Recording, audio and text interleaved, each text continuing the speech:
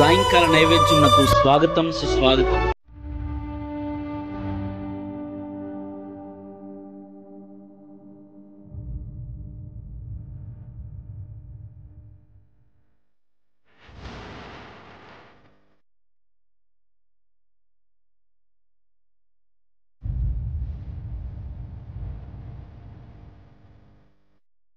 కీర్తన 4:1.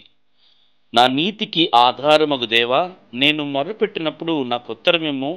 ఇరుకులో నాకు విశాలత కలుగజేసిన వాడు నీవే.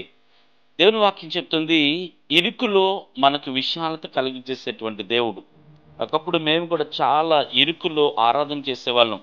కానీ దినాన దేవుని ఆశ్చర్య కృపను బట్టి దేవుడు విశాలతను కలుగజేసి ఒక చక్కని శ్రేష్టమైన విశాలమైనటువంటి మందిరాన్ని ఇచ్చినటువంటి రీతిని బట్టి దేవుని స్తుతిస్తున్నాం. అదే సమయంలో మీరు చూస్తున్నటువంటి ఈ గ్రౌండ్ ఎంత విశాలతను మనం చూస్తూ ఉన్నాం. ఈ విశాలత అంతటిని చూస్తున్నప్పుడు మన విశ్వాసంతో ఏ ఇరుకులైతే ఉన్నామో ఆ ఇరుకులో ఉంటూనే, ప్రభా ఈ విశాలత కలుగు చేసినటువంటి దేవుడు కనుక నా బ్రతుకులో ఉన్న ఈ ఇరుకులోంచి కూడా నాకు విశాలత కలుగు చేయమని విశ్వాసంతో దేవుణ్ణి అడిగినప్పుడు మా జీవితాల్లో దేవుడు విశాలత కలుగు చేసిన రీతిగానే మీ జీవితాల్లో కూడా ఖచ్చితంగా విశాలతను కలుగు చేయుటకు ఆయన సమర్థుడు. అట్టి కృపలోనికి పరిశుద్ధ దేవుడు మిమ్మును మీ కుటుంబములను మీ పరిచయను నడిపించునుగాక. ఆమేన్.